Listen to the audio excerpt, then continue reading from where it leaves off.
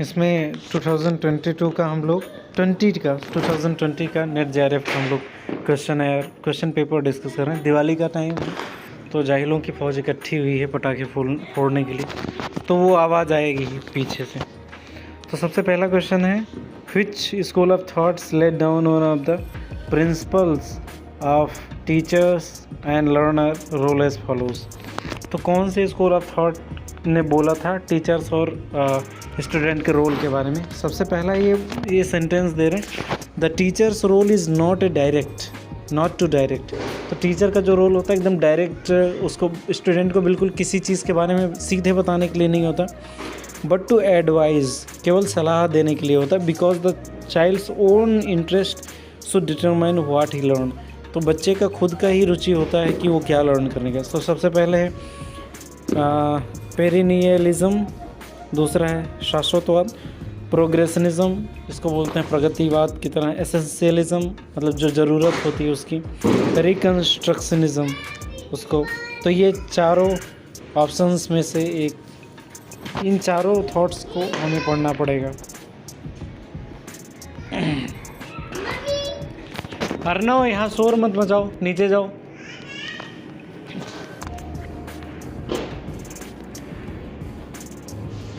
यहाँ पे फिर दूसरा क्वेश्चन है, from the list given below identify those features which relate to an approach of to teaching and learning in indirect strategies of teaching.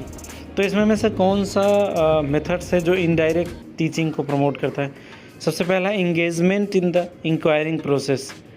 तो enquiring process में engage होना, सबसे पहले इंक्वायर करना कि एक चीज़ पूछा, फिर दूसरी चीज़ पूछा, फिर तीसरी चीज़ पूछा, तो ये प्रोसेस होता है। दूसरा कॉन्सेप्ट बेस्ड कंटेंट प्रेजेंटेशन, तो जो कॉन्सेप्ट है उसका कंटेंट प्रोवाइड कर देना।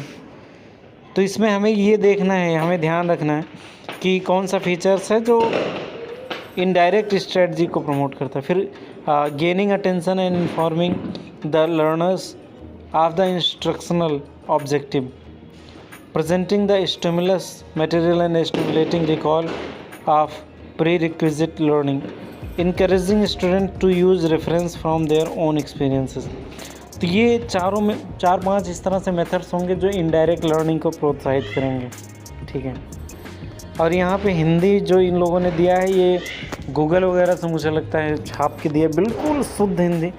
ट्रांसलेशन की एक प्रक्रिया होती है जिसमें क्या होता है कि साधारण हिंदी शब्दों का प्रयोग करते हैं। अब ये परीक्षा प्रक्रिया कौन प्रयोग करता है यार, संप्रत्यय आधारित, ये ध्यानाकर्षण तो ठीक है, उद्दीपक क्या किस तरह से लोग हिंदी का प्रयोग करते हैं। For use during teaching from the list given below identify questions that are. तो इसमें ये जो हिंदी का दिया हुआ है, ये अगर कई चीज़ें समझ में ना आ रही तो आप हिंदी भी पढ़ सकते हो। उद्दीपक मतलब होता है स्टिमुलाई, ठीक है।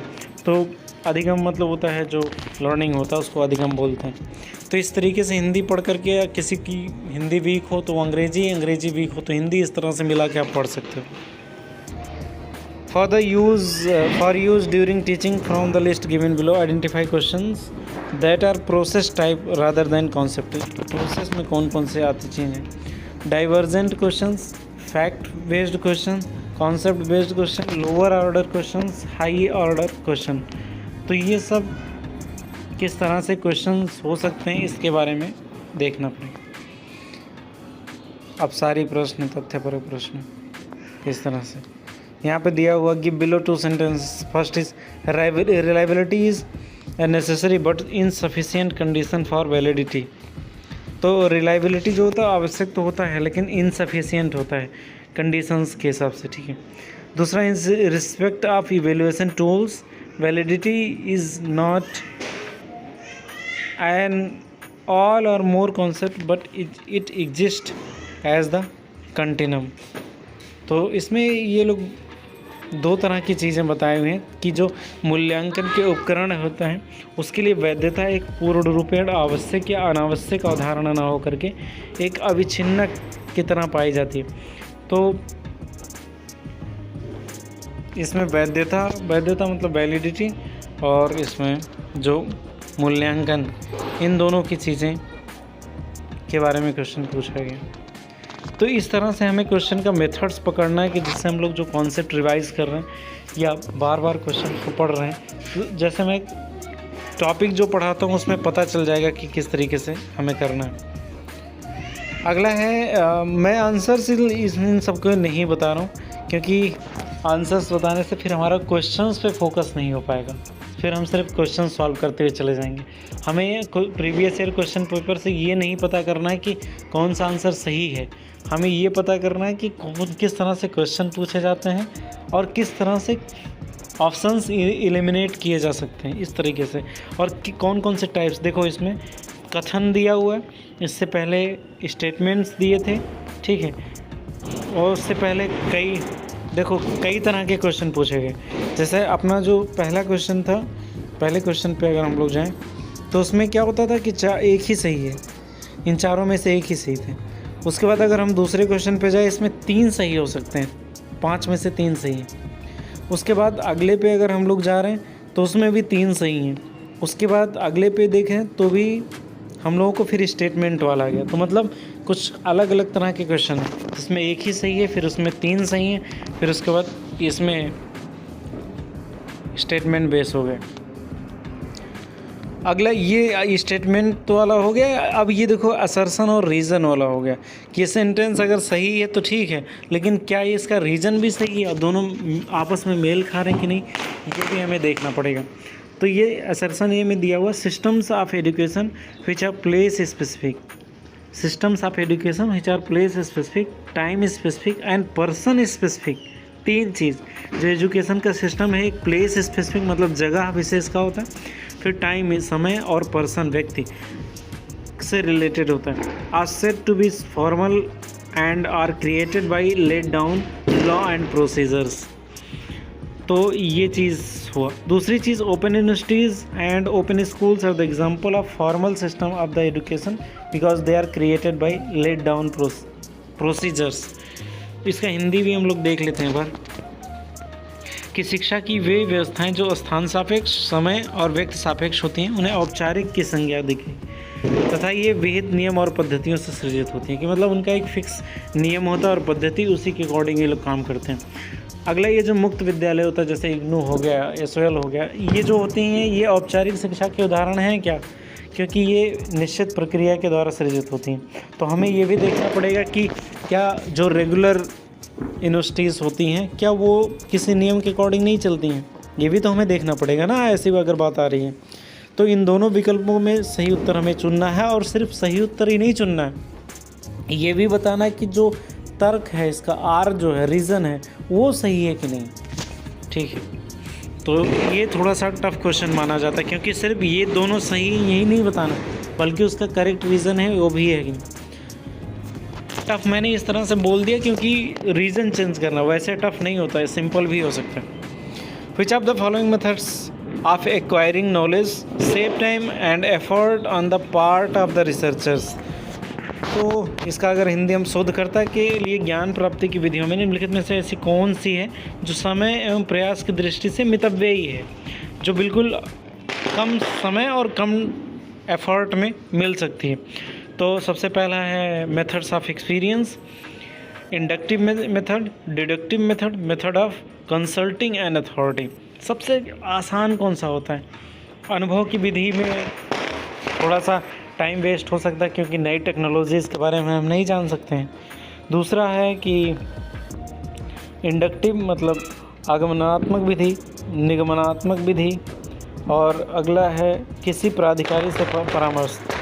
तो और ये अथॉरिटी किसी कंसल्टिंग, इसीलिए तो लोग पीएचडी जो होता है किसी गाइड के अंडर में करते हैं, वरना तो लोग अकेले भी पीएचडी कर सकें या कोई थीसिस वगैरह राइटिंग करते हैं किसी गाइड के अंदर। तो आपको इस तरह से रिलेट करके देखना है, ठीक है, कि ऐसा सही हो सकता है क्या। तो इस तरीके से जब आप पढ़ोगे तो आपको कॉन्सेप्ट याद होंगे। तो ये हम लोग जो सिलेबस पढ़े थे तो उसमें रिसर्च मेथोडोलॉजी भी हम लोगों को पढ़ना था, रिसर्च के बारे में, तो वहाँ से प्रश्न पूछा गया। अगला, which of the following are features of the qualitative research paradigm. तो the research is concerned with understanding the social phenomena from the participants perspective. तो जो रिसर्च होता है या शोध प्रतिभागियों के परिप्रेक्ष्य से सामाजिक घटनाओं के अवबोध से संबंधित है। तो जो रिसर्चर्स होते हैं वो जिस सोशल इन्वायरमेंट में रहते हैं उससे उनका पर्सपेक्टिव क्या है, उसके अंडरस्टैंडिंग को हम रिसर्च बोल सकते हैं। तो ये रिसर्च के बारे में बता रहे हैं। दूसरा, it seeks to establish relationships. तो ये रिलेशनशिप बनाता है किसके बीच में, among the variables and explains the cause of changes in the measured social effect. तो यह चरों के मध्य संबंध स्थापित करने की ओर अग्रसर होता है और मापित सामाजिक तथ्यों में परिवर्तन के कारणों की व्याख्या करता है। तो सबसे पहले जब हम लोग रिसर्च करते हैं तो उसमें कई चीज़ें हाइपोथेसिस करते हैं, कुछ मान लेते हैं, तो उसमें कुछ वेरिएबल्स होते हैं, फिर उसके बाद क्या क्या चेंजेस हो रहे हैं उसका भी मेज़र हो सकता है। It is conducted in actual setting as the direct source of data and the researcher is the key instrument. It is concerned with the process rather than simply with the outcomes of our products. इसका हिंदी अगर पढ़ें तो यह प्रक्रिया से संबंधित ना कि परिणामों या उत्पादों से। तो मतलब इसमें सिर्फ प्रोसेस पे ध्यान दिया जाता है रिसर्च पे, उससे उसका जो रिज़ल्ट आता है उससे कुछ खास ध्यान नहीं दिया जाता। लेकिन ऐसा तो है नहीं। रिसर्च में तो सबसे इम्पॉर्टेंट रिसर्च मेथोडोलॉजी के साथ साथ आउटकम्स और कंक्लूज़न पे भी फोकस किया जाता है। दूसरा, यह सार्वभौम संदर्भ रहित सामान्यीकरण के प्रतिपादन का प्रयास करता है। ऐसा भी ज़रूरी नहीं है, कई ऐसे रिसर्च पेपर्स हैं जो यूनिवर्सल चीज़ें भी प्रोवाइड करते हैं जो हर जगह मान्य हो सकते, ज़रूरी नहीं कि सामान्य जगहों पे ही हो। तो ये हमें ध्यान से देखना होगा कि कौन कौन सी ये चीज़ें क्वालिटेटिव रिसर्च पैराडिज्म के अंदर आती हैं। यहाँ पे मेथड्स के रिसर्च के कई टाइप्स हैं, उसके बारे में इसमें बताया गया। A researcher administrates an achievement test to assess and indicate the possible effect of an independent variable in his or her study. The distribution of scores on the test is found to be negatively skewed. On the basis of this, what can be stated with regard to the difficulty level of the test? इसमें बता रहे हैं एक शोधकर्ता अपने अध्ययन के अंतर्गत निराश्रित चर के संभव प्रयास जांचने और आकलित करने हेतु एक निष्पत्ति परीक्षण प्रयोग करता है। वही जो मैंने बताया था ना कि वो एक हाइपोथेसिस मान लेते हैं या वेरिएबल को मान लेते हैं, तो उसको प्रयोग करते हैं कि मान लिया, जैसे मैथ्स में हम लोग क्या करते थे कि मान लिया x इतना है, तो वो जो x है इसी तरीके से एक वेरिएबल हम लोग मान लेते हैं, ठीक है। उसके बाद परीक्षण में मिले प्राप्तांकों का विवरण ऋणात्मक विषमता वाला है। इसके आधार पर परीक्षण के कठिनाई स्तर के बारे में कौन सा कथन दिया जा सकता है। उसके बाद जब इन लोगों ने वेरिएबल माना ना, तो जो टेस्ट हुआ वो नेगेटिव हो गया। मान लिया कि हम लोगों ने एक हाइपोथेसिस कर लिया कि पोल्यूशन बहुत ज़्यादा बढ़ा हुआ, लेकिन जब हम लोगों ने टेस्ट किया तो पता चला पोल्यूशन बहुत ज़्यादा घटा हुआ। तो अब ऐसी डिफ़िकल्ट सिचुएशन में कौन सा स्टेटमेंट सही है? The test is very easy, the test is very difficult, the test is neither easy nor difficult, the test is easy and needs normalization. तो टेस्ट आसान है, कठिन है, ना तो सरल है ना कठिन है, उसके सामान्यीकरण की ज़रूरत है। तो ये इस तरह से क्वेश्चन पूछेगा। तो सोचो आपने टेस्ट के बारे में पढ़ लिया बट आपने क्वेश्चन सॉल्व नहीं किया, तो आपके क्वेश्चन यहाँ पे जा कर के आप फंसने वाले हो। इसीलिए प्रैक्टिस बहुत कर लो, रोज़ ही प्रैक्टिस कर लो आप एक क्वेश्चन पेपर की। तो इसलिए मैं इसको करवा रहा हूँ।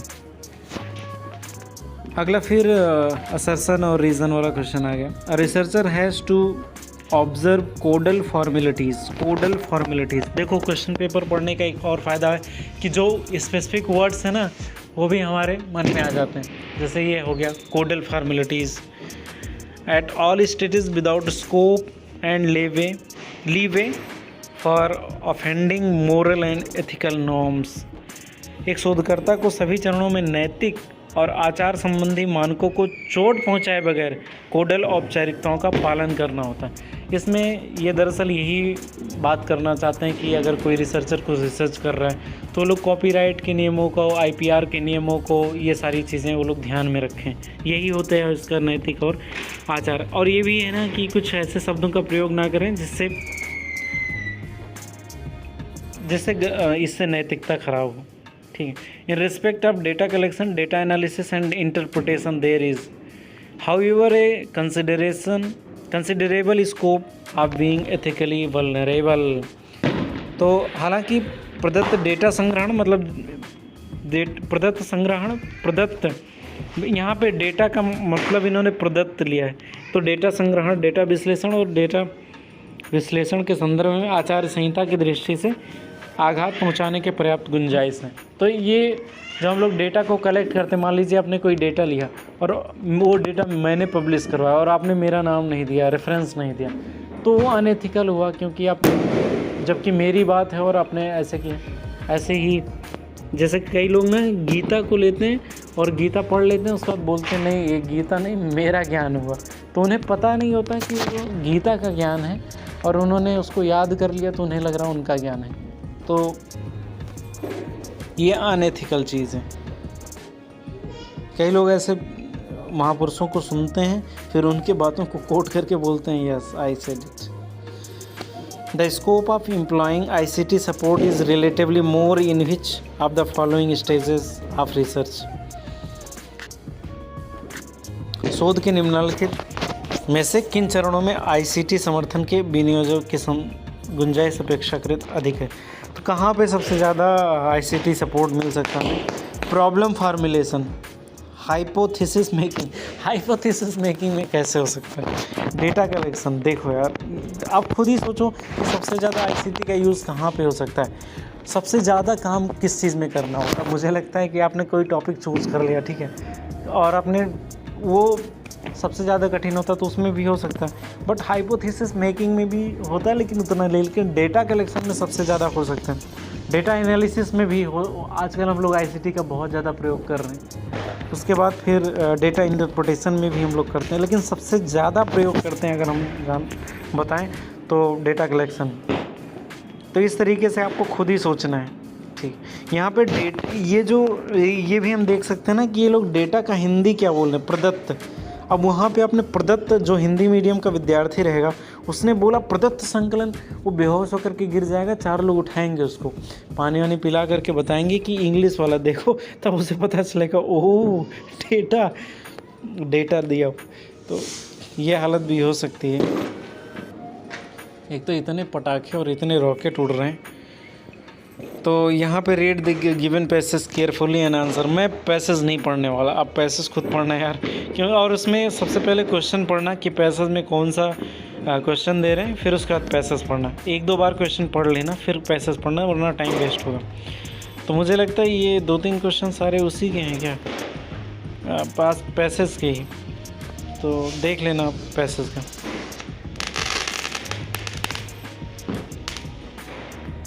आई थिंक ये सब उसी के हैं क्या। According to result organization change transfer. अच्छा, तो 3-4 क्वेश्चन पूछ लिए जाते हैं, तो अच्छे से पढ़ना। अच्छा, हिंदी में भी दिया वो देखो, रिसर्च बेकर्ड के अनुसार रूपांतरण के तात्पर्य क्या है। तो सबसे पहले आप इस क्वेश्चंस को पढ़ लो, फिर उसके बाद उसको पढ़ने दो, टाइम वेस्ट नहीं हो। किसी दिन मैं पढ़ूँगा क्या पैसेज, बट आज नहीं।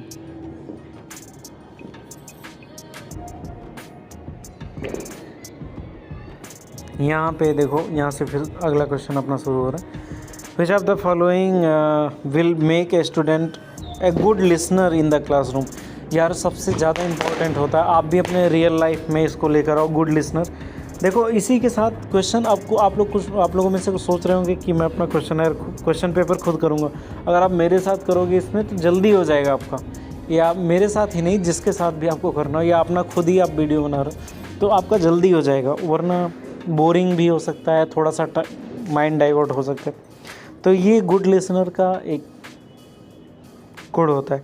तो पहला है कि एबिलिटी टू डिफ्लेक्ट अटेंशन, दूसरा concentration, desire to understand, emotional outburst, humility to know, ignoring the order side.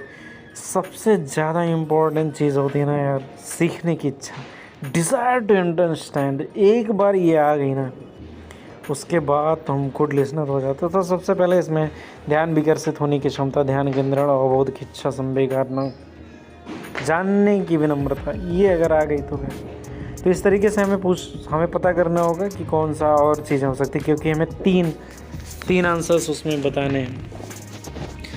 अगला है assertion and reason, pedagogy and social interaction are two majors areas of activity of teachers. तो pedagogy जो होता है, शिक्षण के दो प्रमुख कार्य क्षेत्र होते हैं। सबसे पहले शिक्षा शास्त्र की जानकारी और सामाजिक अंतरक्रिया, और उसके बाद it is communication that is crucial for making both the activities important. तो ये दोनों जो कार्य होते हैं, संप्रेषण, इन दोनों कार्यों को महत्वपूर्ण बनाने हैं, तो संप्रेषण अत्यंत महत्वपूर्ण है। तो टीचर्स का जो कम्युनिकेशन है ना, वो इम्पोर्टेंट होना चाहिए। कुछ टीचर्स होते हैं ना जो कनेक्टेड होते हैं स्टूडेंट्स से, तो यार मज़ा भी आता है उनके साथ कनेक्ट होते हैं। कुछ आते हैं बस वो अपना, उन्हें पैसे चाहिए तो इधर उधर ठोक पीट के चले गए। 4 बच्चों को बुलाया, उनको कोड दिया, फिर 2 बच्चों को गाली दे दिया, फिर पत्नी से थोड़ी देर बात की या पति से या जिससे भी बात करना हो, फिर फालतू का ड्रामेबाजी करके निकल ली। तो कम्युनिकेशन बहुत इम्पोर्टेंट होता है। तो ये हमें देखना है कि ये सही है कि गलत है। अगला यहाँ पे क्वेश्चन आ गया, इससे बहुत क्वेश्चंस पूछे गए हैं टीचिंग एबिलिटी पे। पुअर लिसनर अगर रहेगा तो उसका कैरेक्टरिस्टिक्स क्या होगा? एग्रेसिव लिसनर, पैसिव लिसनर या सूडो इंटेलेक्चुअल। ठीक है, जो सूडो मतलब होता है काल्पनिक, जो होता नहीं है बट महसूस होता है, उसको सूडो बोलते हैं। ठीक है, तो हाँ, अगर इसमें देखा, scares other, easily agree with the speaker, listen to ideas but no emotions behind, fidget repeatedly. तो listen ideas but no emotions. और तो एग्रेसिव वाला मुझे लग रहा है, आइडियाज़ तो लिसन है बट कोई इमोशन नहीं है। Easily agree with the speaker, तो ये कौन होते हैं?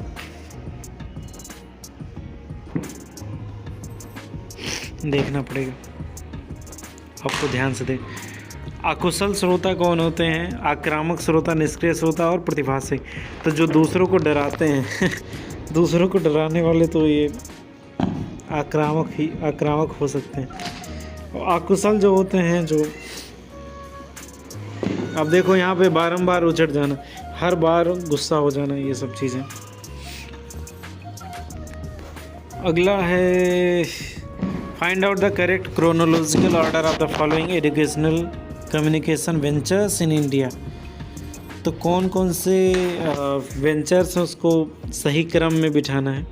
कृषि दर्शन, ज्ञान दर्शन, व्यास और ज्ञानवाणी। तो शैक्षिक संप्रेषण उपक्रमों के संदर्भ में उनको काल अनुसार उनका कैसे वो आए, उसी के अकॉर्डिंग इनको अरेंज करना है। तो जब आपको डेट पता रहेगा तभी आप कर सकते हो, या इसमें गेस भी थोड़ा सा कर सकते हो, लेकिन इनके नाम के अकॉर्डिंग गेस करना थोड़ा सा मुश्किल। ये गणित का प्रश्न आ गया। तो the difference of the square of 2 consecutive even numbers is 84. What is the sum of these 2 consecutive even numbers? तो इन लोगों के लिए कुछ शॉर्ट ट्रिक्स होती हैं, अगर आप उसको लगाओगे तो तुरंत सॉल्व हो जाएंगे विद इन सेकेंड्स। लेकिन अगर आपने मान लिया 2 संख्याएं x और y हैं, दोनों का अंतर इतना है, फिर दोनों का वो सब कर रहे हो, फिर दिक्कत हो जाएगी मुझे लगता है। और ये भी क्रमिक हैं, तो इस तरह से आप लिख सकते हो कि x है और ये x+1 है। ठीक है, क्रमिक हो गया, मतलब उसमें क्रम से जोड़ रहे हैं। तो इन दोनों का अंतर हो गया 84। 2 सम संख्याएं हैं, तो 2 सम संख्या क्रम हो तो x+2 होगा आई थिंक, और दोनों सम होने चाहिए तो 2x+2 हो जाएगा। ठीक है, 2x+2, तो x+2x+2 इस तरह से लिखना पड़ेगा। तो अगर दोनों का सम माइनस करोगे आप तो 2x+2 माइनस, तो x - 2 = 84, तो x = 82। और 2 क्रमिक संख्याएं हैं तो उसका आधा करना पड़ेगा हमें 82, तो 82 का आधा हो जाएगा 41। तो 41, जबकि वो सम संख्या ही है दोनों, ये भी हमें देखना है। तो 41 इसी तरीके से हमें थोड़ा सा निकालना पड़ेगा, क्योंकि ये 2 संख्याओं का क्रम है। इस तरह से ही आपको सॉल्व करना पड़ेगा। बड़ा लंबा हो जाएगा बट ट्रिक से तुरंत ही सॉल्व हो जाएगा, ठीक है। अगला तो इस तरीके से टाइम वेस्ट हो जाएगा, आपने एक्स वाई और सब जोड़ते रहे, तो प्रैक्टिस बहुत ज़्यादा करने की ज़रूरत है। अगर मैथ्स का अगर आप टाइम वेस्ट हो रहा है तो आप छोड़ भी सकते हो, ठीक है। Identify the next term in the series. अब ये 0, 8, 24, 48 फर्स्ट टाइम अगर एग्ज़ाम में वहाँ पे जाओगे तो इसमें अगर इसमें 3-4 मिनट आपका चला गया तो और बाकी क्वेश्चंस रह जाएंगे। तो इन सब ऐसे सीरीज़ की प्रैक्टिस पहले ही आपको कर लेनी चाहिए। निम्नलिखित अंक, अच्छा वही है।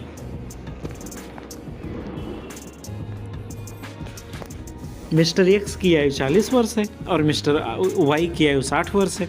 कितने वर्ष पहले इन दोनों की आयु का अनुपात 3:5 था। देखो इसका ट्रिक है, अगर नहीं आएगा तो नहीं आएगा, क्योंकि इसका बहुत सिंपल ट्रिक है और मैं बताऊंगा अगर टाइम मिला तो।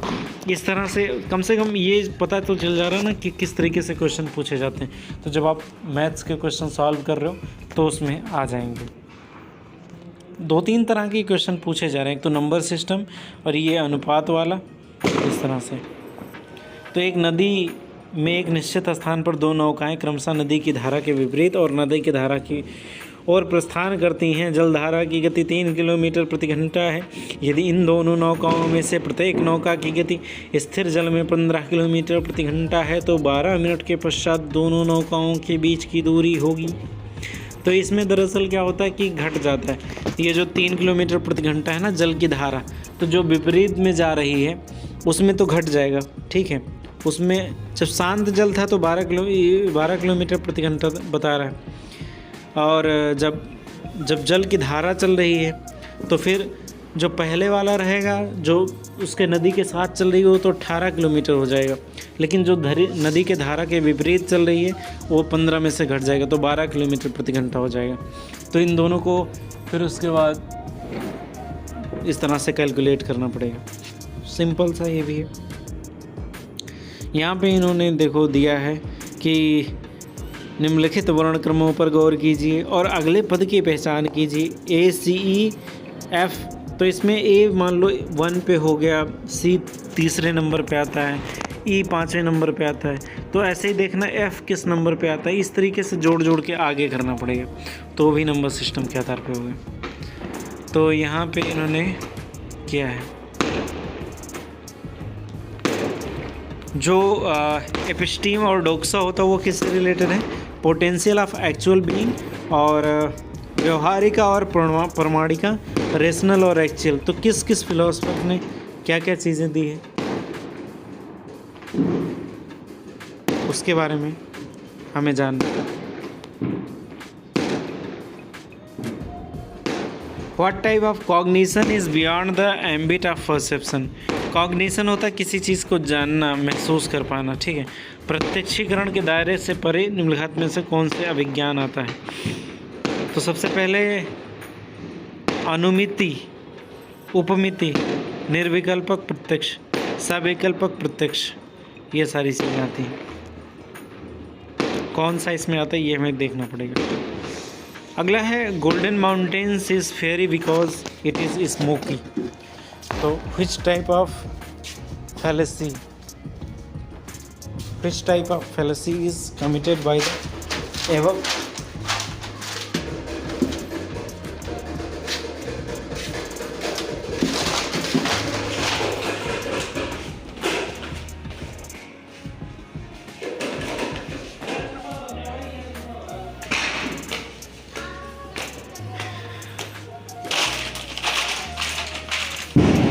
Golden Mountain is a fairy because it is smoky. अरे यार, which type of fallacy is committed by the above inference?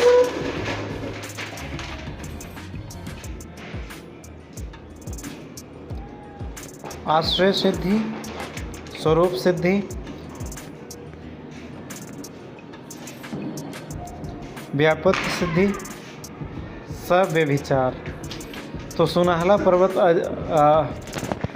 अग्निमय है क्योंकि यह धूम्रवान है। इस अनुमान में कौन सा हेतत्व भाव?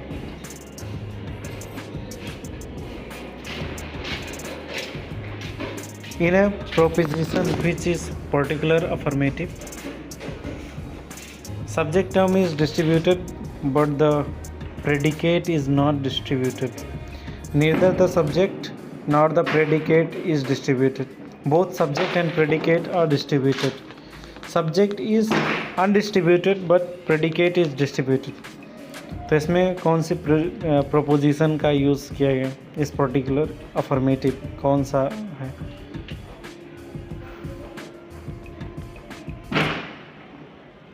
इसमें एक नेक्स्ट क्वेश्चन जो हमारा आता है, एक जो अवधारणा दी गई है, ठीक है, वो किसने दिया है, कौन से अवधारणा? तो अभाव, अनुपलब्धि, अपोह, स्यादवाद। तो पूरी फिलॉसफी हमें पूरे पढ़नी नहीं है, क्योंकि अगर ये पूरी फिलॉसफी पढ़ने जा रहे हैं तो फिर दिक्कत हो जाएगी। इसमें अगर कोई एक भी पता हो ना आपको, तो फिर आप उसका सही उत्तर जान सकते हैं। हम गैस भी कर सकते हैं, जैसे अभाव या अनुपलब्धि, अपोह, स्यादवाद, ये कौन दे सकता है, इसके बारे में थोड़ा सा हमें जानना पड़ेगा। अगर एक भी सही है तो हम इस पूरे क्वेश्चन को करेक्ट कर सकते हैं। Our next question is related to comprehension and यहाँ पे एक डेटा शो किया गया है, स्टडी ऑफ डेटा, और उसको टेबल फॉर्म में दिया गया है, ठीक है। इस पूरे डेटा को पढ़ करके फिर हम लोगों को परसेंटेज की चीज़ें बतानी पड़ेंगी। What are the average percentage of the marks obtained by the 7 students in physics? तो आपको नॉर्मल परसेंटेज आता है कि नहीं? एकदम कितना सिंपल क्वेश्चन पूछा है ना, आपको जोड़ करके फिर उसको डिवाइड कर देना, इतना सिंपल क्वेश्चन है इसमें पूछा। The number of student who obtain 60% and above marks. तो इस तरह से क्वेश्चन पूछा गया। What are the aggregate of marks obtained by the Mayank in all 6 subject? तो इसमें केवल आपको जोड़ करके बताना है बस। तो ये सिंपल क्वेश्चन था, मुझे लगता है हलवा जिसको आप कर सकते हो। और ये यहाँ पे देखो नंबर्स इन्होंने किस तरीके से दिया है, देखो यहाँ पे 85 और 65, इन दोनों को अलग से अगर जोड़ दिया जाए, ठीक है, तो बाकी सब 0 0 दिए हैं। तो 9 8 17, 17 7 24, 17 7 24, 24 8 32, 32 5 37। अगर इसको हम लोग 9 7 15 इस तरीके से अगर हम लोग जोड़ देना, 9 6 15 हो गए, तो इस तरीके से हमारा बहुत आसानी से निकल जाएगा। और देखो सारे के सारे, देखो 100 इसने दे दिया, इस तरीके से इन्होंने पूरा क्वेश्चन दिया।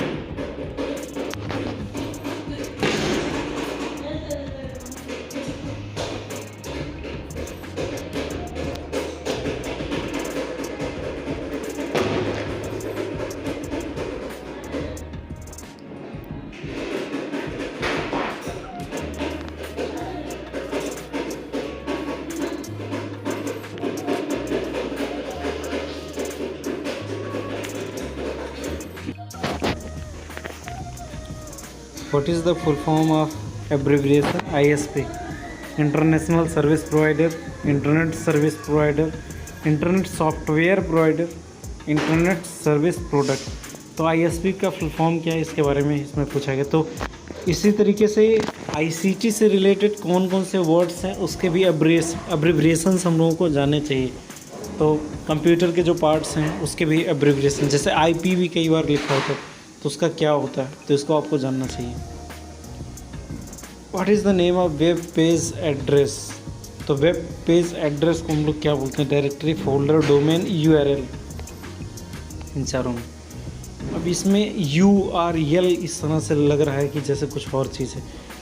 कई बार इंग्लिश के चीज़ों को हिंदी में इसे लिखने पे अजीब सही लगता है।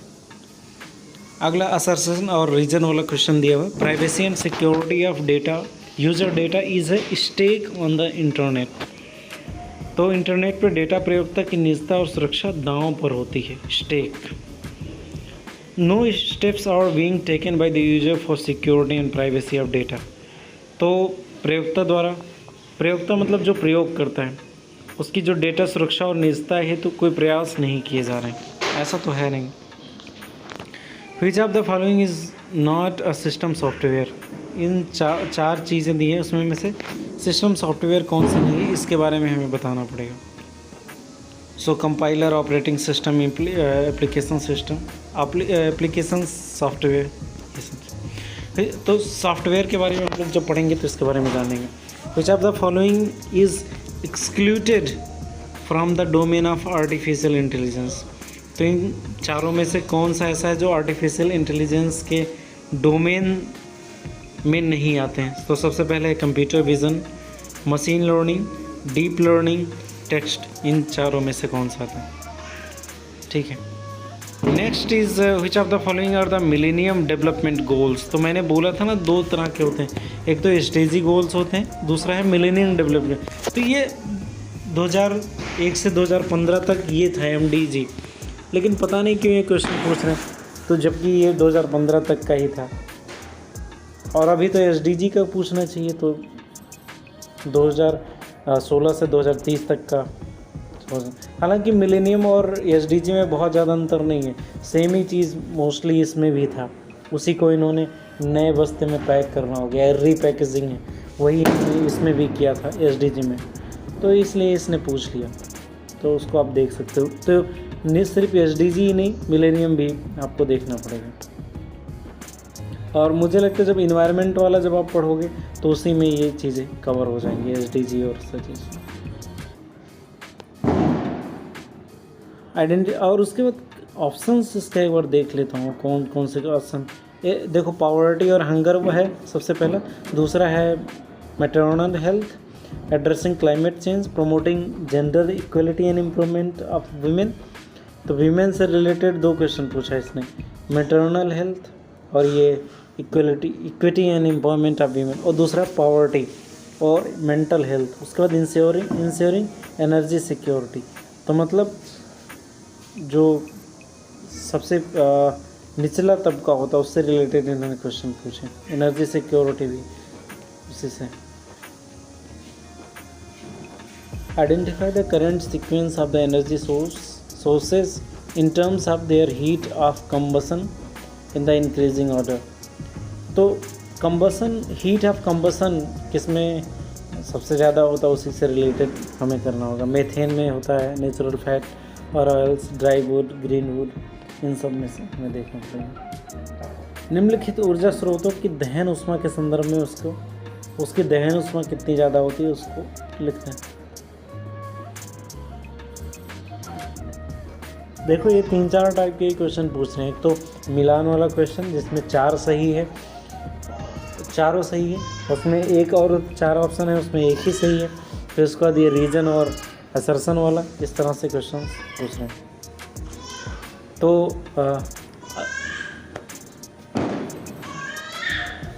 Assertion and reason. तो असर्शन में सबसे पहले बता रहे हैं, polluted reverse with the very high value of BOD और COD होता है। तो बायोलॉजिकल ऑक्सीजन डिमांड में प्रोड्यूस द फाउल स्मेल। अगला है anaerobic bacteria produce sulphur dioxide and oxygen और नाइट्रोजन। तो पोल्यूटेड जो रिवर होती, प्रदूषित जो नदियाँ होती हैं, उसमें BOD जो होता है वो काफ़ी ज़्यादा उच्च होती। जैविक ऑक्सीजन डिमांड उसको बोलते हैं, ठीक है। डिमांड कब होगा, जब सप्लाई कम होगा, ठीक है। तो इसमें डिमांड जब बहुत ज़्यादा हो जाती है उसकी, तो नदियों से दुर्गंध आने लगती है। और जो अनएरोबिक बैक्टीरिया, मतलब ऑक्सीजन जब नहीं होता तो उसको बोलते हैं अनएरोबिक। तो ऐसी जो बैक्टीरियाज होती हैं जो ऑक्सीजन के बिना भी काम करती रहती हैं, तो वो लोग सल्फर डाइऑक्साइड और नाइट्रोजन के ऑक्साइड पैदा करते हैं। तो ये देखना पड़ेगा दोनों। और इससे सल्फर डाइऑक्साइड और नाइट्रोजन जब ये लोग पैदा करते हैं तो उससे क्या दुर्गंध आती है क्या, क्योंकि ऑक्सीजन कम हो गया तो ये दोनों ऑक्साइड्स निकल रहे हैं, तो उसी की वजह से दुर्गंध आती है क्या। तो ये आपको सोचना पड़ेगा, ठीक है। High hazard waste may contain pathogens, radioactive waste, non reactive substances, corrosive substances. तो रेडियोएक्टिव मतलब होता है कि जैसे कुछ ऐसे जो एनर्जी बनाई जाती है उससे न्यूक्लियर पावर प्लांट्स होते हैं, तो वहाँ पे कुछ ऐसे जो मेटल्स यूज़ किए जाते हैं उससे रेडिएशन निकलता रहता है, तो उस रेडिएशन की वजह से कैंसर वगैरह के खतरे होते हैं। तो ऐसे जो वेस्ट होते हैं वो काफ़ी हैज़ार्ड होते हैं, ठीक है। पैथोजन जो हो गए, ये सारी चीज़ें कौन कौन से होते हैं ये हमें देखना पड़ेगा, हैज़ार्ड्स होते हैं कौन नहीं। In case of which of the following primary pollutants and the man-made contributions to global emissions is more compared to that from natural sources: sulphur dioxide, nitric oxide, methane, carbon dioxide. निम्नलिखित में से किस प्राथमिक प्रदूषक के मामले में वैश्विक उत्सर्जन के संदर्भ में प्राकृतिक स्रोतों की तुलना में मानव की क्रिया का अधिक योगदान है? तो ऐसा कौन सा गैस है जो मानव की क्रिया की वजह से बहुत ज़्यादा निकलता है? तो कार्बन डाइऑक्साइड तो बहुत ज़्यादा निकल ही रहा है, लेकिन मीथेन वगैरह भी कम निकल रहे हैं ऐसा नहीं है, ये भी बहुत ज़्यादा हो रहा है, क्योंकि जो चावल की खेती होती है उससे बहुत ज़्यादा मीथेन निकलता है। और वो जो पशुओं को रखा जाता है, तो पशु जब वो जुगाली करते हैं तो उससे भी मीथेन बहुत ज़्यादा निकलता है। तो जो वो पर्यावरण वाला चैप्टर होगा उसमें हम लोग इसके बारे में बात करेंगे। तो ये प्राथमिक कई तरह के प्रदूषक होते हैं, ठीक है। In which the universities named below correspondence courses वो इनिशिएटेड इन 1962। तो कौन कौन से यूनिवर्सिटीज़ हैं जो करस्पॉन्डेंस कोर्स को शुरू किए 1962 से?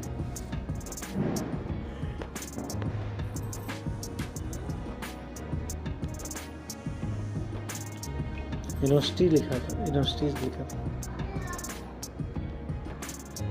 Which of the following area of liberal education at the higher level in feudal society of Europe were classified under trivium? तो इसमें है यूरोप के सामंती समाज में उच्च स्तर पर उदारवादी शिक्षा के निम्नलिखित में से किन क्षेत्रों को ट्रिवियम के अंतर्गत वर्गीकृत किया गया था?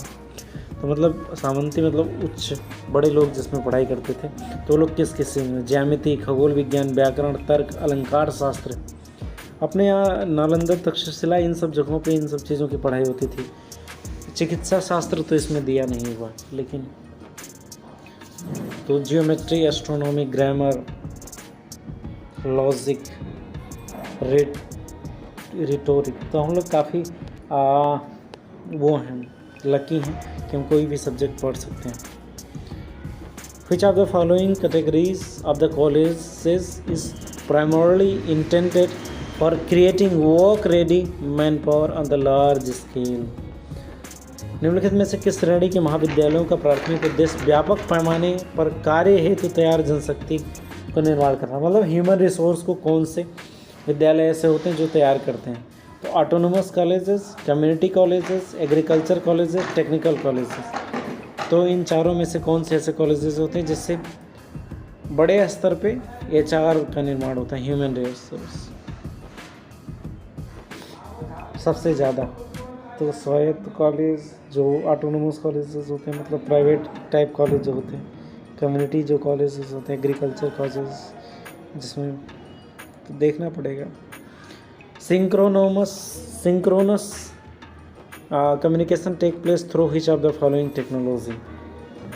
तो इसमें बताया गया है कि समकालीन संप्रेषण कैसे घटित होता है। Synchronous video chat, virtual classroom, audio conferencing, wikis, electronic mail.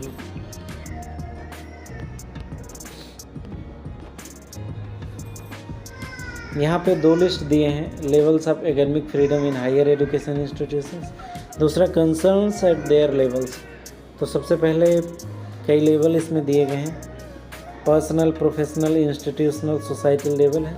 उसमें कंसर्न्स कुछ बताए गए, जैसे democratic functioning in higher education system and believing each individual worthy of attention, standard of behaviour and ethics we adopt and develop for our self, values which influence and cushion the operation of higher education, exercising personal and professional values within the concept of higher education।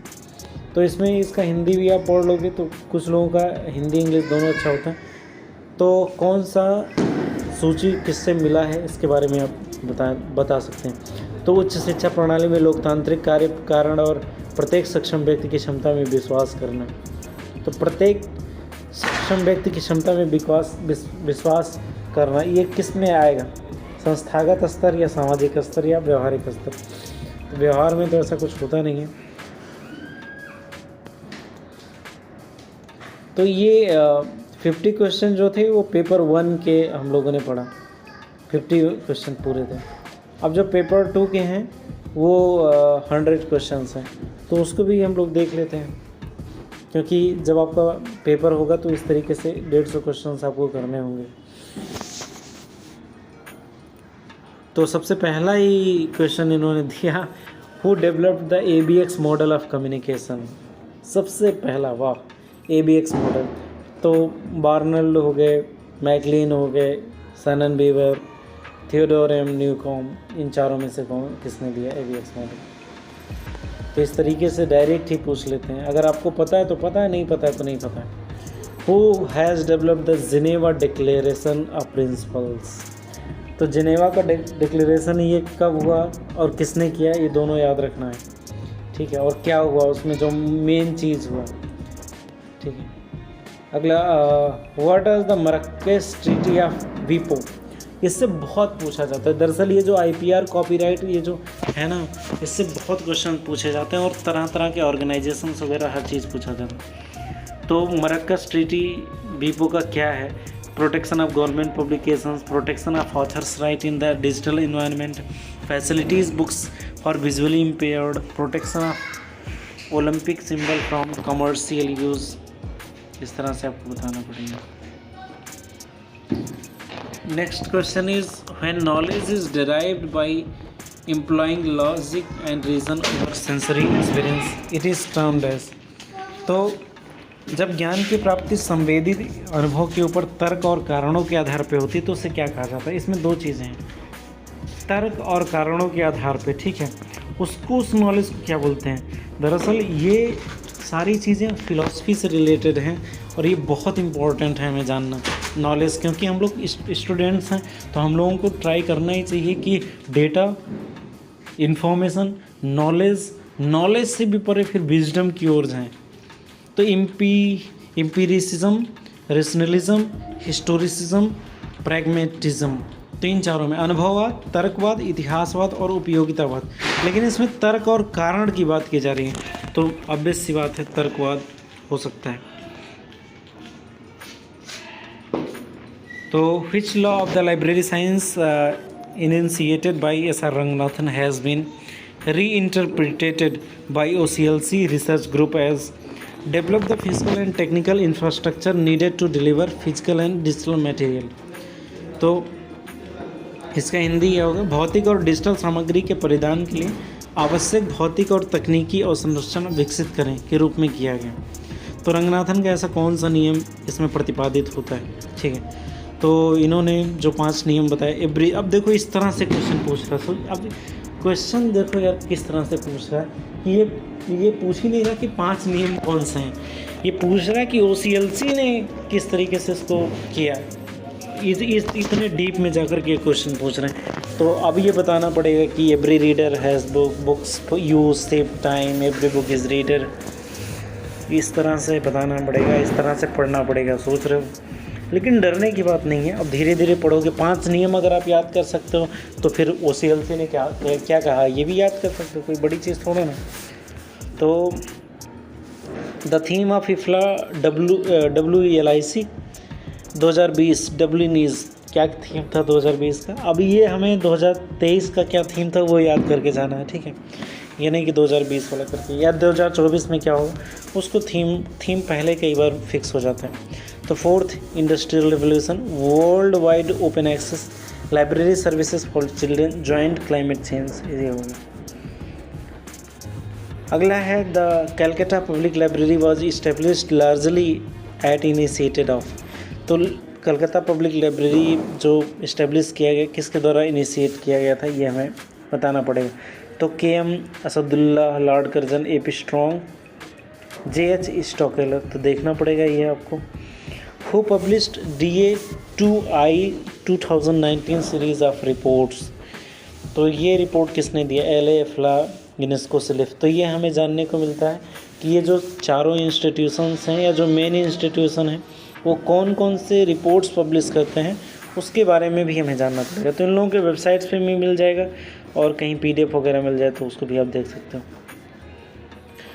Which is the publisher of the statements years 155th edition, statements year book. तो इसका publisher कौन था? Palgrave Macmillan, Harper Collins, Simon and सचर and Hachette Livre. तो देखना पड़ेगा आपको। ऑर्सिड क्या? ऑर्सिड, व्हाट इज़ ऑर्सिड? ऑर्सिड क्या है? ORCID, access to open access peer reviewed journals, registry connecting research and researchers, commercial network of scientist and researchers, joint service of open and open edition. तो ORCID क्या है, इसके बारे में आपको जानना ही चाहिए। What is Intech? अब देखो ये लोग इसकी एक गंदी आदत हो गई कि सीधा ही एक वर्ड ये दे रहा है, उसका मीनिंग ही पूछ रहा है, किसने पब्लिश वगैरह किए, इस तरह से पूछ रहा है। तो एक कोई स्पेसिफिक जो टर्म यूज़ हो रहे हैं या फेमस हो रहे हैं उसके बारे में हमें जानना ज़रूरी है। तो ये इंट्रेच क्या है? Web portal for engineering, web portal for health, subject gateway of social sciences, subject gateway for humanities and social sciences. तो ये इंट्रेच हो गया। What is library thing? Library thing is online library of education, bibliography of computer science, free books in humanities and social sciences, online cataloging services। तो ये है library thing. इन सब में से कौन सा आता है? तो इन्होंने इतने तो क्वेश्चंस पूछे उसके बारे में। तो FRSAD मॉडल में जब वर्ण विषय, अच्छा इंग्लिश में पढ़ लेते हैं। FRSAD model when themes are semantically or conceptually connected and co-occurring but not hierarchically related, the knowledge organization system may explicitly indicate the link them as associate relations, instance relationships, generic relationships, perspective hierarchical relationships। FRSAD model में जब word विषय अर्थ रूप से अवधारणात्मक रूप से संबंध हो तो यह घटना। तो जब ये जो FRSAD मॉडल आपको अच्छे से पढ़ना पड़ेगा और उसके बाद जब ये सिमेंटिकली या कॉन्सेप्चुअली रूप से कनेक्ट होता है तो और वो हायरार्किकली रिलेटेड नहीं होता है तो सिस्टम को कौन से लिंक से जोड़ना चाहिए, सहसंबंध में या इंस्टेंस संबंध में या जेनेरिक संबंध में, ये क्वेश्चन पूछ रहा है। तो इतना गहरे जा कर के पढ़ना पड़ेगा। FRSAD मॉडल ही नहीं पढ़ना बल्कि उसके अंदर जा कर के पढ़ना। जिसको FRSAD मॉडल भी आता होगा वो भी इसको नहीं कर पाएगा। विच of the following is searching platform for academic and research publications. तो कहाँ से हम लोग एकेडमिक और रिसर्च पा सकते हैं? Research Gate, Google Scholar, Mendeley, academia.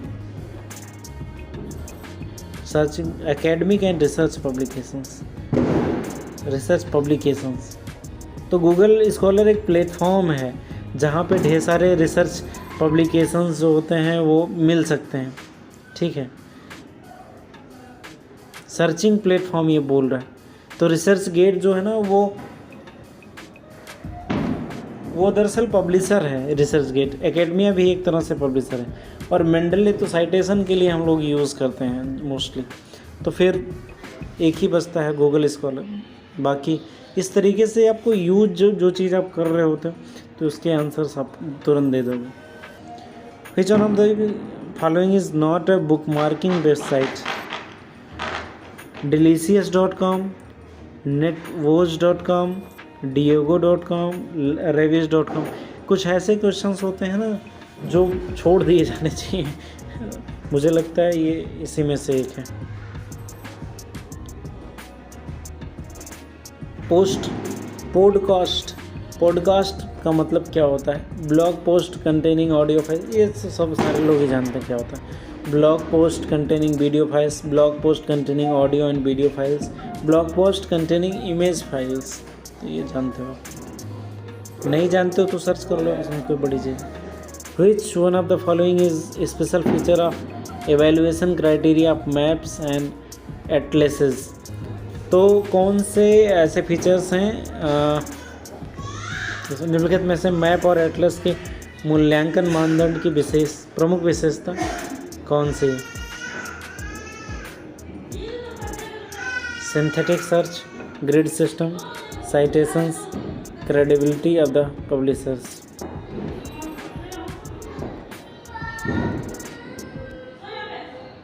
DESIDOC was formerly known as, DESIDOC को पहले किस नाम से जाना जाता था? Bureau of scientific documentation, scientific information bureau, scientific information centre, defence information centre.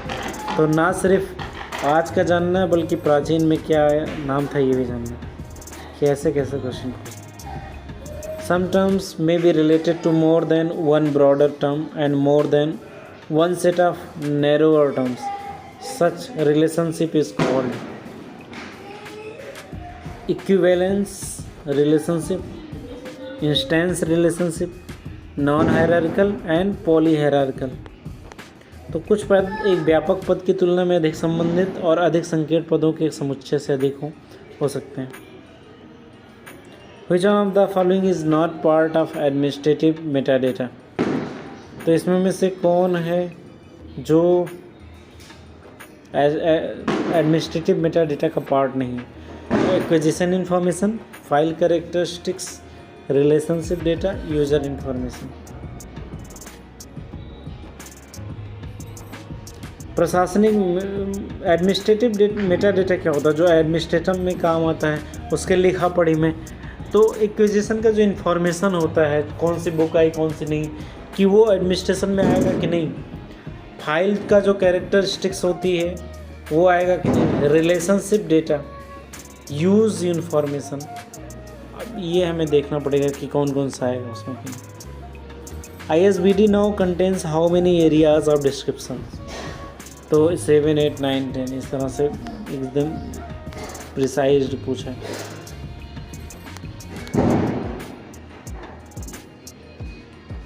A link in chain indexing system which does not represent a subject with a definite name but represents a connected symbol or a digital indicating any relation is known as।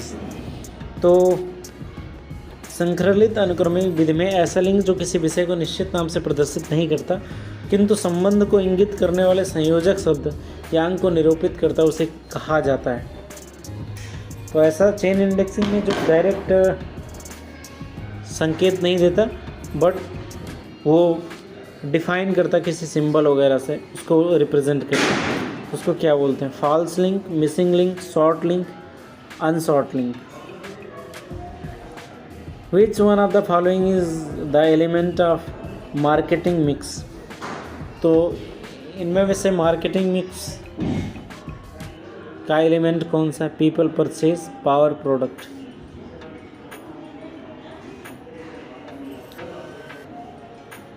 Which one of the following is not an open source recovery interface? Open source discovery interface.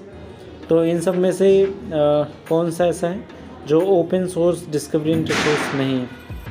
Black light, VuFind, extensible catalogue, Orchid. ठीक है। Who developed the force field theory of change? तो change एक change management है, change management से ही आया। Force field theory तो Max Weber, Frederick Herzberg, Kurt Lewin, Elton Mayo. आपको खुद बोलने की कोशिश करना चाहिए जिससे इन लोगों के नाम याद हो, क्योंकि जब आप बार बार क्वेश्चन में इनके नाम पढ़ोगे तो कुछ नाम याद हो जाएंगे। तो थ्योरी जब आप पढ़ोगे तो उनके नाम पहले से याद रहेंगे। जैसे ये बेवर हो गया, हार्ट्जबर्ग हो गया, Lewin, mayo.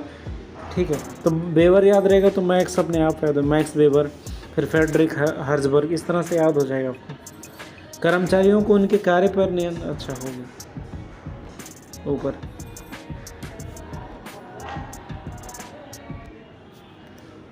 The practice of giving employees a high degree of control over their work is often considered as job engineering, job enlargement, job enrichment, job rotation.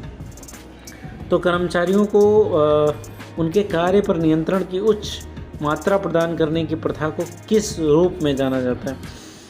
कार्य इंजीनियरिंग, कार्य परिवर्धन, कार्य संवर्धन, कार्य चक्र। ठीक है, कि वो लोग जो कर्मचारी हैं उनका काम है उस पर ज़्यादा से ज़्यादा वो लोग नियंत्रण कर सकें, ठीक है, अपने हिसाब से काम कर सकें, इस तरह से।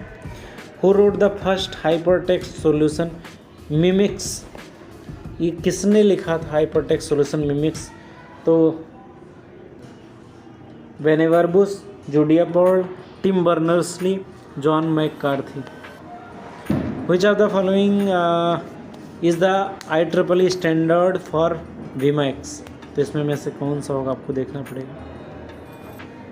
Telegraph multiplexer was invented by SB Morse, Emile Baudot, Graham Bell, Konrad Jewish.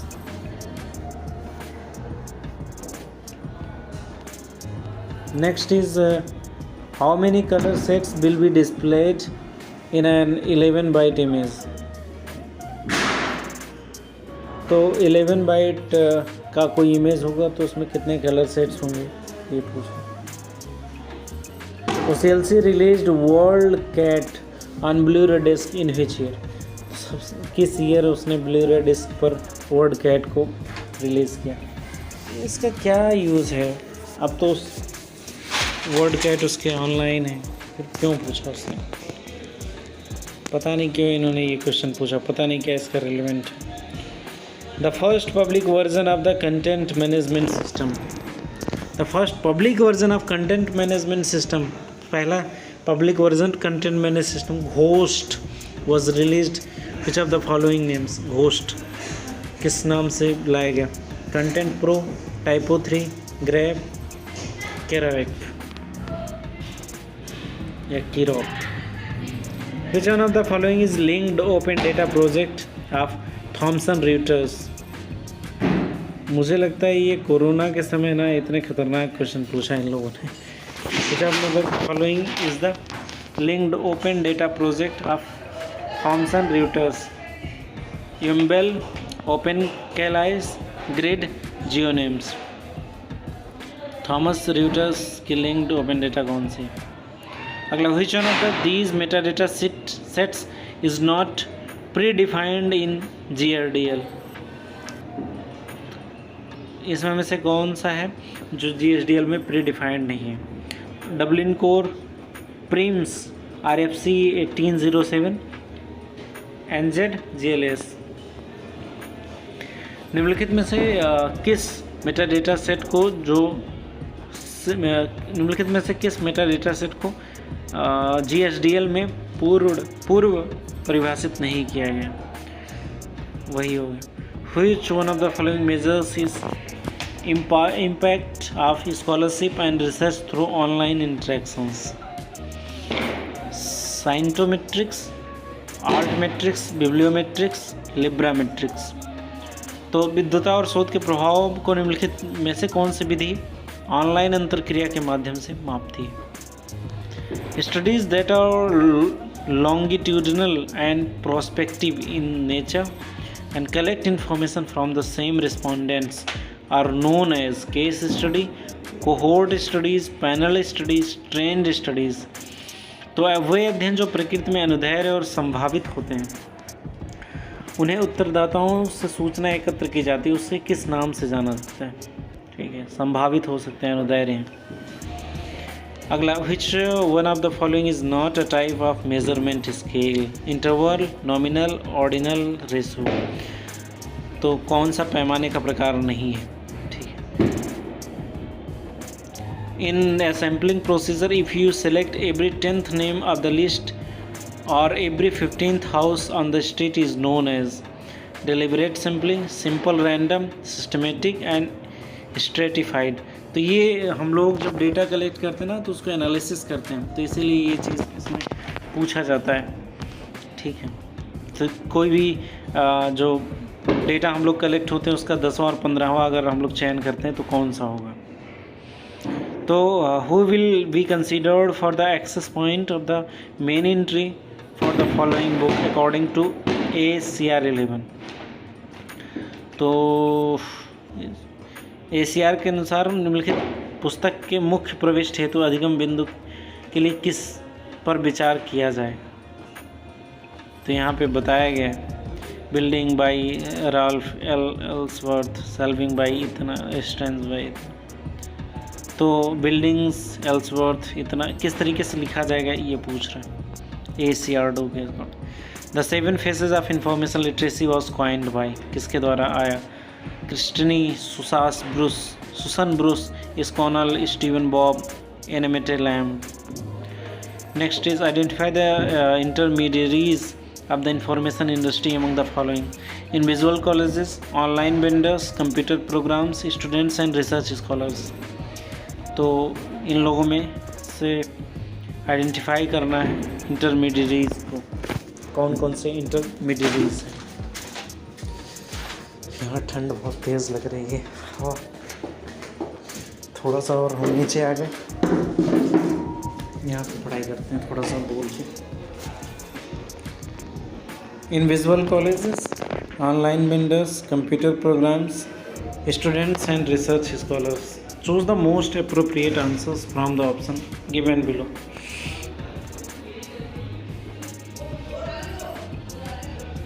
तो निम्नलिखित में से सूचना उद्योग के मध्यवर्तियों की पहचान हमें करना। तो कौन कौन से इंटरमीडियरीज होते हैं। Which of the following are the component of knowledge pentagon as defined by the national knowledge commission.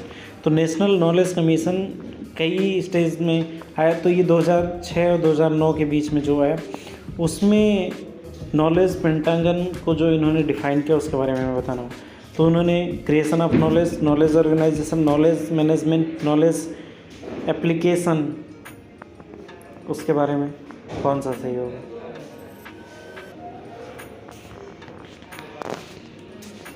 पंचभुज में से ये चारों आ रहे हैं कि नहीं। Which of the following are the component pillars of knowledge society as reflected in the UNESCO building knowledge societies? कौन से component? Freedom of expression, internet governance, quality, education for all, information security. तो इसमें में से कौन सा knowledge society के अंग है। Which of the following are EPG पाठशाला मॉड्यूल्स। तो EPG पाठशाला मॉड्यूल्स में कौन कौन से आते हैं। ई ग्रंथ, ई गुरु, ई पाठ, ई अध्ययन। तो जिसने EPG पाठशाला विजिट किया वो वही बता सकता है।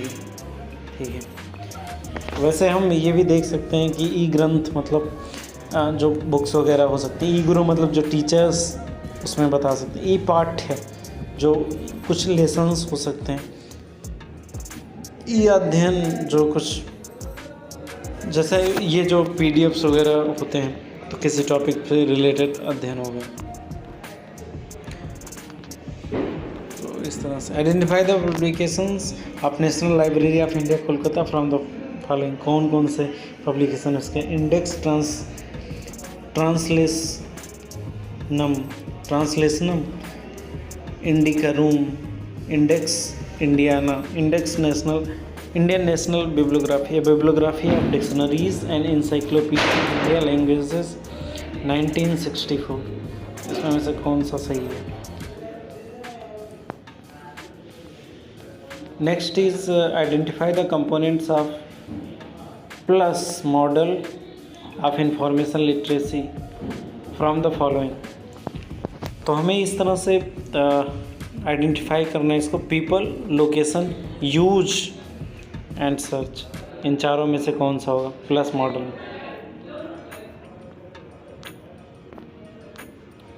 People, location, use, search PLUS. Which of the following are tertiary source of information. तो इन चारों में से टर्शियरी सोर्स ऑफ इंफॉर्मेशन कौन से हैं ये हमें बताना पड़ेगा। तो world list of social science periodicals UNESCO, the Europa world of learning, advance in electrical and computer engineering, current contents. तो इन चारों में से हमें टर्शियरी सोर्स ऑफ इंफॉर्मेशन कौन सा होगा बताना होगा।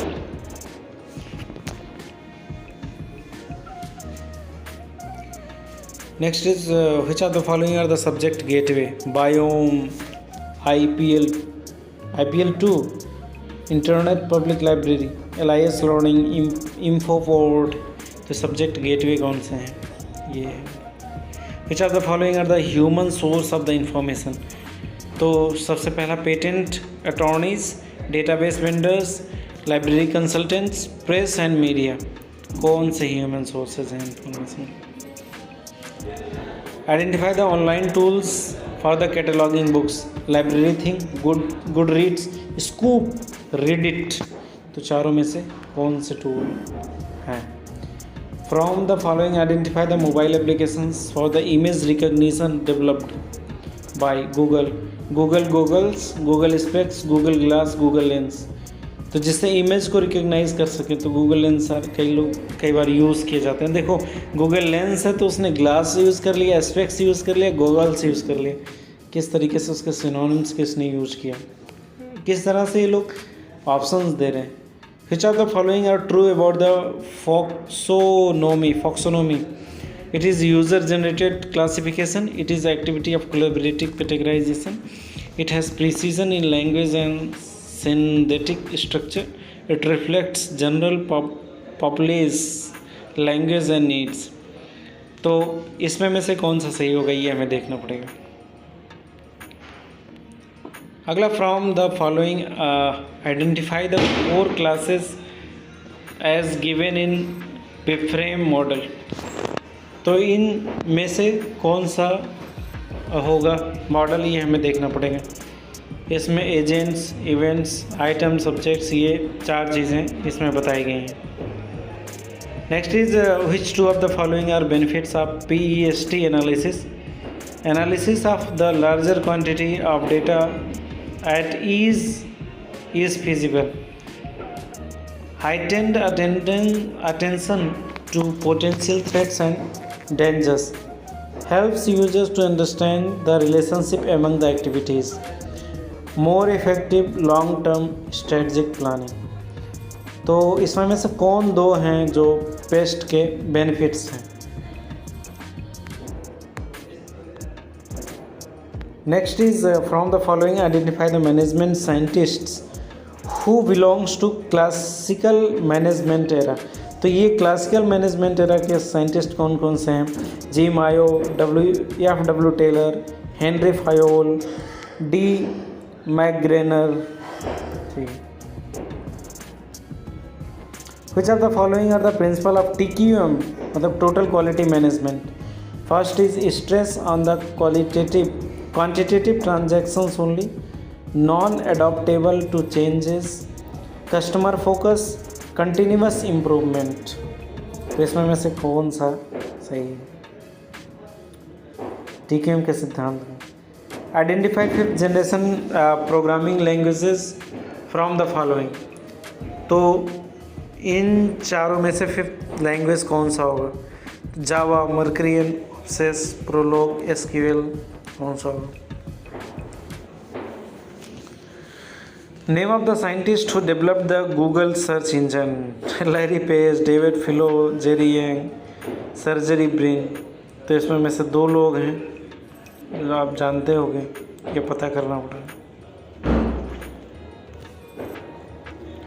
Next is identify unguided media of telecommunication from the following? Optical fibre cable, infrared, microwave, coaxial cable. तो इसमें में से कौन सा है अनगाइडेड मीडिया? अनिर्देशित मीडिया।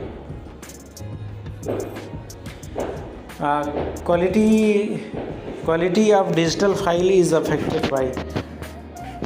डिजिटल फाइल का जो क्वालिटी होता है वो किससे अफेक्टेड होता है? Dynamic range, data architecture, resolution, data integration. इन चारों में से किससे अफेक्ट होता है ये हमें देखना पड़ेगा।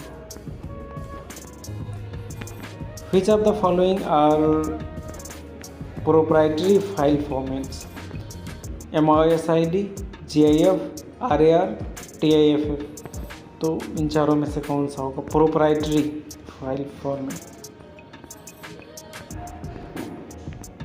Which of the following are suitable examples of IaaS? Eucalyptus, Open Nebula, FreshBooks, Microsoft Azure। ये पेड़ों के नाम बता रहे हैं क्या? तो ये IaaS का फुल फॉर्म कौन सा उदाहरण है? From the following identify the non-parametric tests of hypothesis. Chi square test, F test, sign rank test, rank sum test.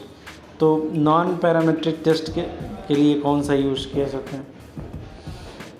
अगला, which of the following are the formal experimental designs? Randomization block design, Latin square design, before and after without control design, factorial design. तो निम्नलिखित में से कौन से औपचारिक प्रयोगात्मक अविकल्प हैं? यादृच्छिक ब्लॉक अविकल्प, लैटिन स्केल, इस तरह से।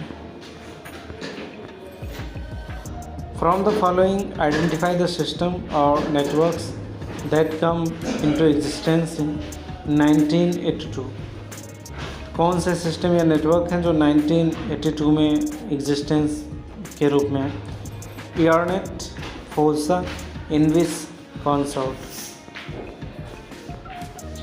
Our next question is match list 1 and list 2। First list is library consortia, second is source place। तो first is curl, EIFL, Sanlake, Concert। Next is South Africa, UK, Europe, Taiwan। So we have to match it।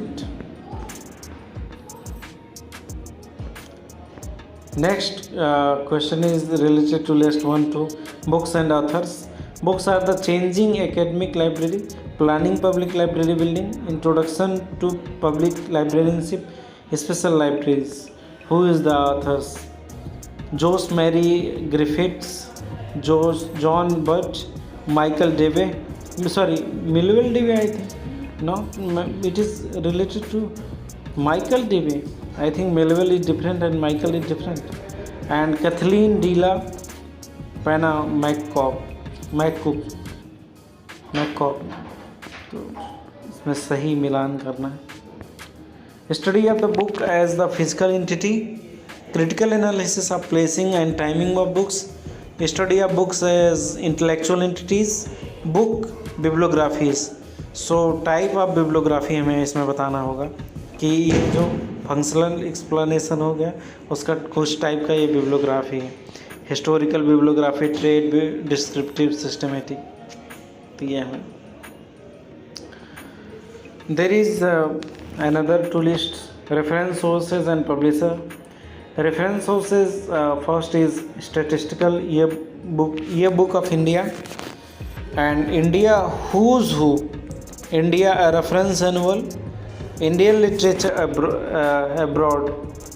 So who is the publisher? INFA, New Delhi, Ministry of Culture, Ministry of Statistics, Program Publication Division, etc. Next is there is two lists also, IACR product and types। ICR product, trend related publication, considering publication, condensing publication, ready reference publication, trade and industry related publication।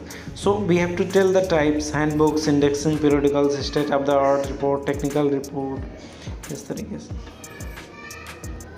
Again thinker and theory, same I think before we had read Max Weber, Mayo, Taylor, Fayol, human relation administrative theory, theory of bureaucracy, scientific management, these who is connected with each other। Next is programming language and inventor like Java, C, Lisp, Python, and who was inventor? Gosling, Prosum, Dennis Ritchie, John McCarthy. Who is inventor of these languages?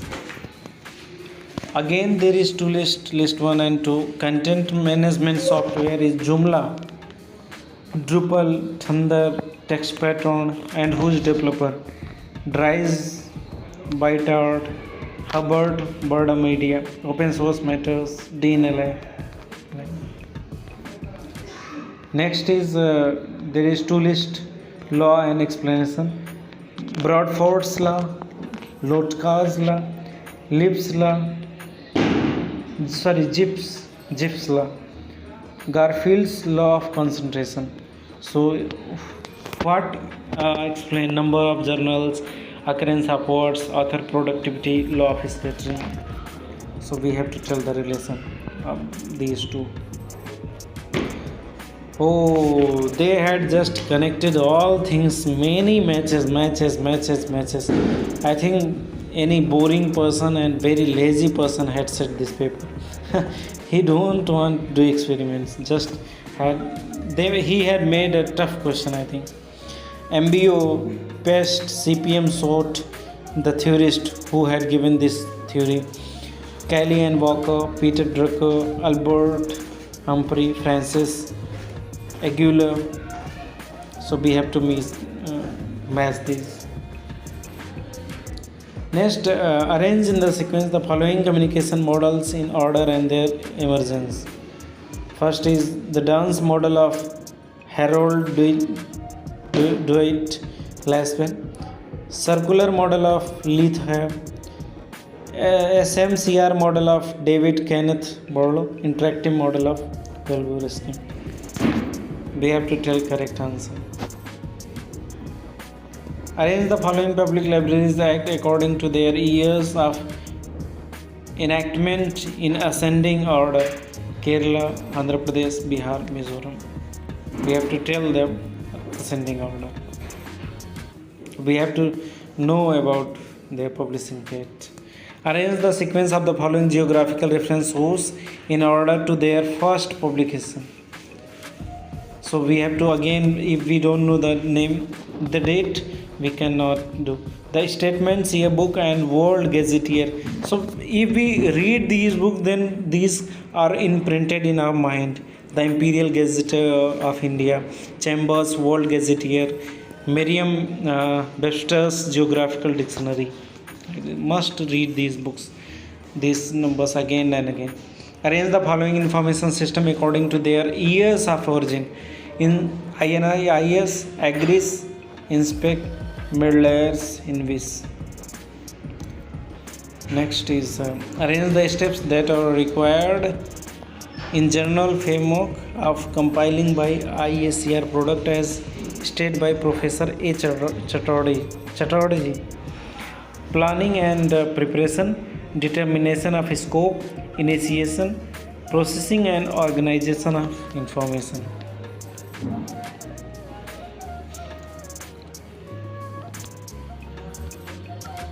Who had done PhD on Chatterjee? They can answer well. Arrange the sequence, the steps involved in new work charging system. A book and membership cards are handed over the borrower while the book card is kept in charging tray. Putting date stamp on the borrower card after taking it out from the book. Books are presented to counter assistant along with membership card. Membership number of the borrower is put opposite to the due date.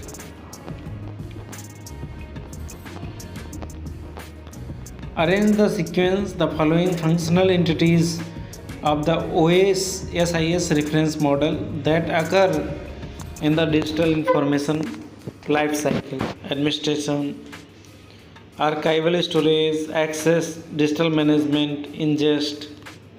तो इसको भी एक sequence में हम लोगों को करना पड़ेगा, ठीक है, जो OSIS रेफरेंस मॉडल के अंदर आते हैं.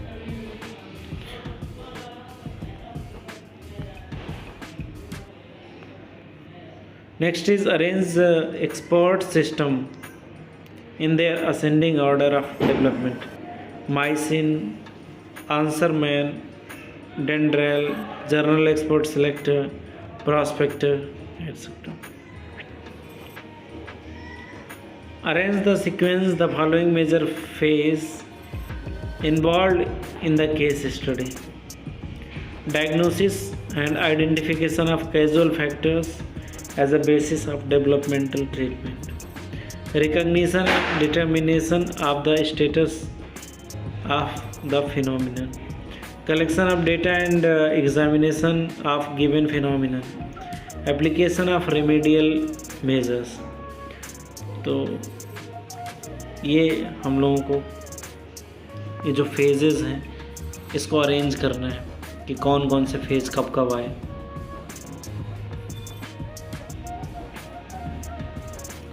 बहुत डीप में जाकर के पूछता हूँ। अभी यहाँ पे फिर पब्लिक लाइब्रेरीज एक्ट्स कब कब आए इसके अकॉर्डिंग इसको अरेंज करना है। ये फिर इन्होंने एक्सपेरिमेंट किया GA assertion or reason. The organizers of the public musical performance have to obtain permission from the composer for sound recording used. तो यहाँ कॉपीराइट ये लोग पूछना चाह रहे हैं, copyright IPR. It is necessary to obtain the licenses from each and every right owner in the sound recording prior to such a performance in the public. तो सार्वजनिक प्रदर्शन से पहले ध्वनि रिकॉर्डिंग के प्रत्येक अधिकार धारक से लाइसेंस प्राप्त करना जरूरी हो। अगला इन्होंने दिया है assertion preparation a critical abstracts require subject expertise and it is a time consuming job. तो सच में क्रिटिकल ऑब्स्ट्रैक्ट बनाना तो एक्सपर्टीज ही होना चाहिए। In a critical abstract the abstractor include his और her opinion.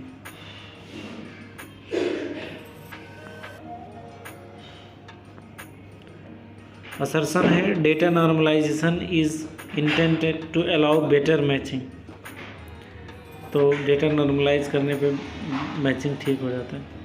As users are always precise in the placement of such works as diacritics और commons. उपयोगकर्ता सदैव स्वरभेद चिन्हों और अर्धविराम कॉमा के नियोजन के लिए सदैव नियमनिष्ठ होते हैं। जरूरी नहीं।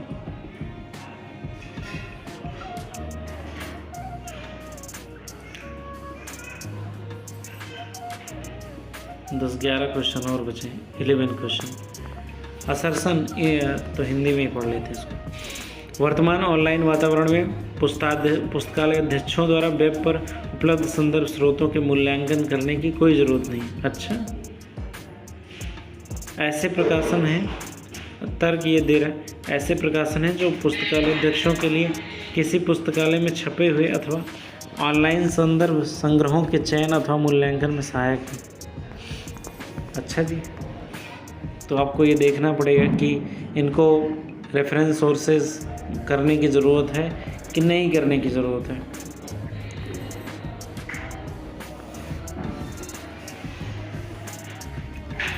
On decompression of compressed zip file, the data loss is minimal.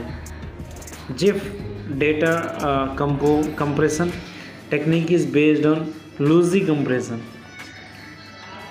तो उसको कंप्रेस्ड जिप फाइल के विसंपीडन मतलब डिकम्प्रेशन पर आंकड़ों की जो हानि होती है न्यूनतम होती है और इसको लूजी संपीडन बोलते हैं। संपीडन मतलब कंप्रेशन।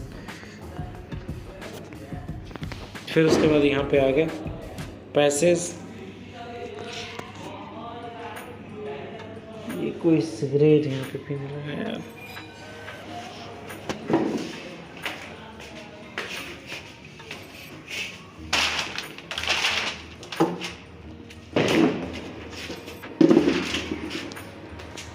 इतने गहरे गुजरे लोग होते हैं यहाँ पे, क्योंकि जाहिलों का कोई शहर नहीं होता। यहाँ पे फिर वही है, उसी पैसेज सा ही इन्होंने क्वेश्चन पूछा। तो मुझे लगता है ये सारे जितने क्वेश्चंस हैं उसी से रिलेटेड है, पैसेज से ही सारे क्वेश्चन इन्होंने बना दिए हैं। तो यही रहा हम लोगों का प्रीवियस ईयर क्वेश्चन पेपर 2020 को हम लोगों ने पूरा डिस्कस किया। अभी तो रात के 12:30 बज गए। सरहद रस्सी कई बाधाएं आई लेकिन हमने उसको पार किया और किया। So thank you very much and all the best.